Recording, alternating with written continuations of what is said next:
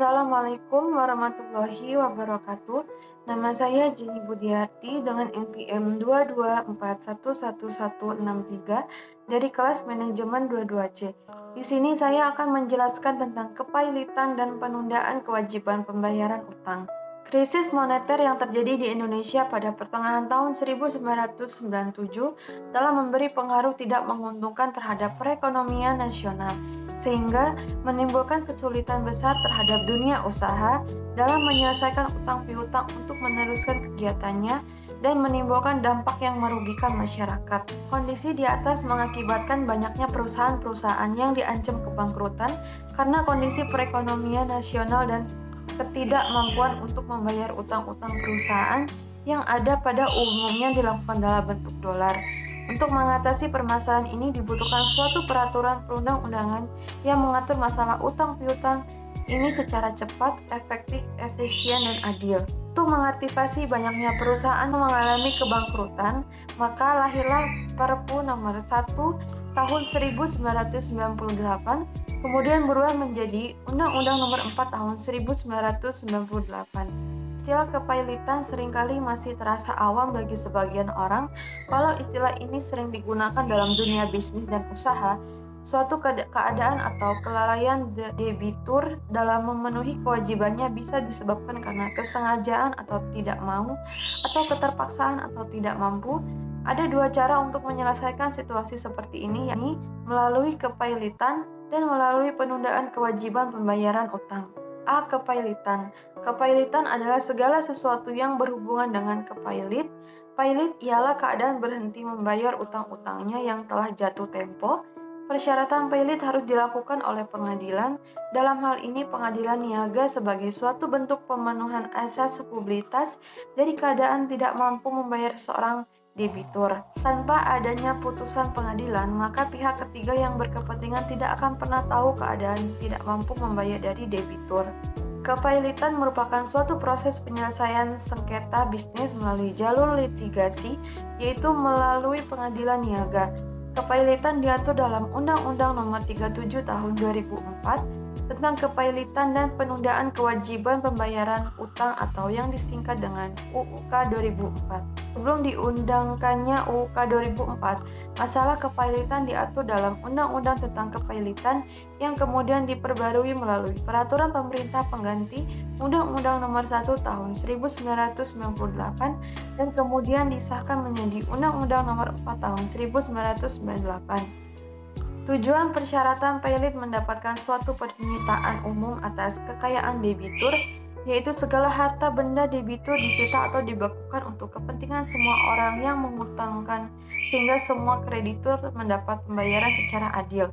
Menurut Pasal 1 Angka 1 UUK 2004, kepailitan adalah sita umum atas semua kekayaan debitur pailit yang pengurusan dan pemberesannya dilakukan oleh kurator di bawah pengawasan hakim pengawas sebagaimana diatur dalam undang-undang ini.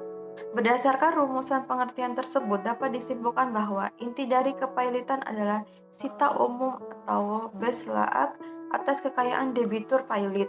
Kemudian apa saja syarat sehingga debitur dapat diajukan sebagai debitur pailit? Dalam pengajuan permohonan persyaratan pailit, terdapat beberapa syarat yang harus terpenuhi terlebih dahulu.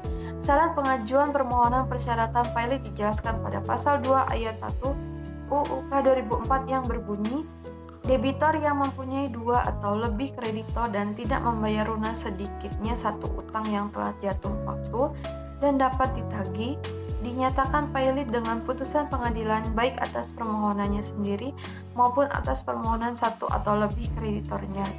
Syarat untuk dinyatakan pailit Pasal 2, 1. Debitur memiliki dua atau lebih kreditur. 2. Debitur tidak membayar sedikitnya satu orang yang telah jatuh tempo atau dapat ditagih.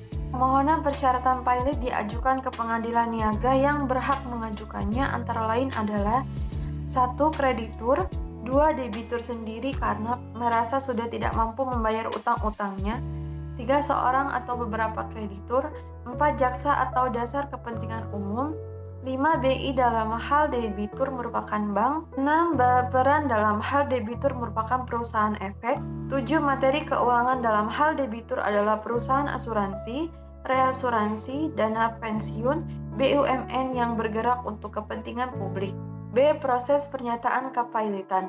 Kepailitan diawali dengan pengajuan permohonan persyaratan pailit dan akan menghasilkan sebuah keputusan pailit. A. Panitera akan mendaftarkan pada tanggal permohonan kepada pemohon diberikan tanda terima.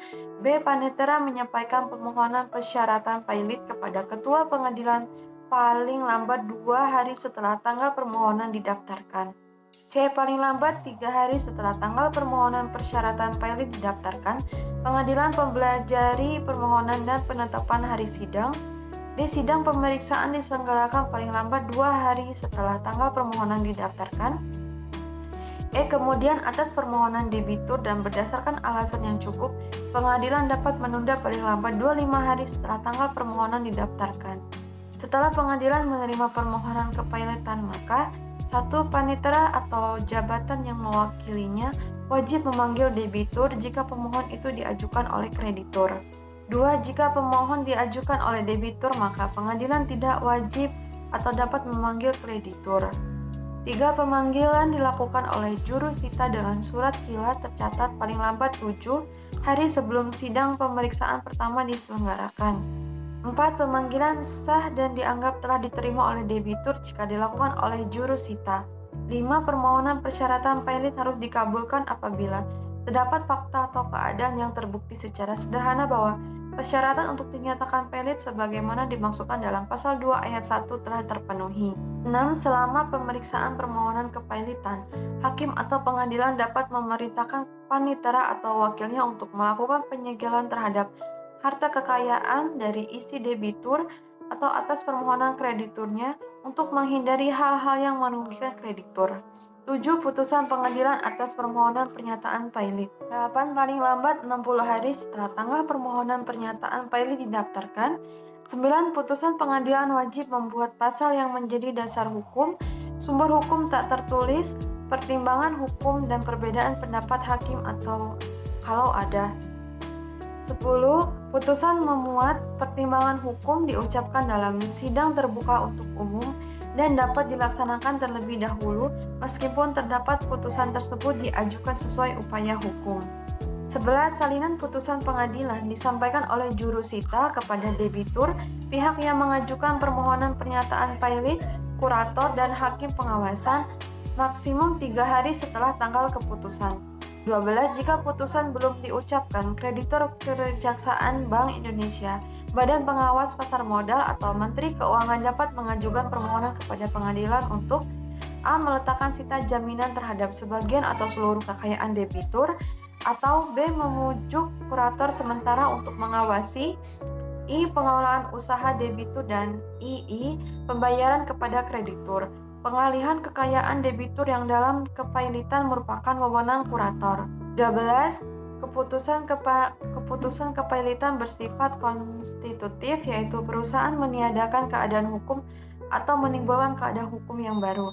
14. Salinan keputusan pengadilan wajib disampaikan juru sita kepada debitur, pihak yang mengajukan permohonan pernyataan pailit, kurator, dan hakim pengawasan paling lambat 3 hari setelah tanggal putusan. 15. Dengan dijatuhkannya keputusan kepailitan, maka demi hukum kurator akan bertindak menjadi kuratis atau pengampu si pailit. 16. Kuratorlah yang bertugas mengurus harta si pailit dan segala hubungan surat menyurat yang dialamatkan kepada si pailit. Sekian presentasi dari saya akhiri. Wassalamualaikum warahmatullahi wabarakatuh.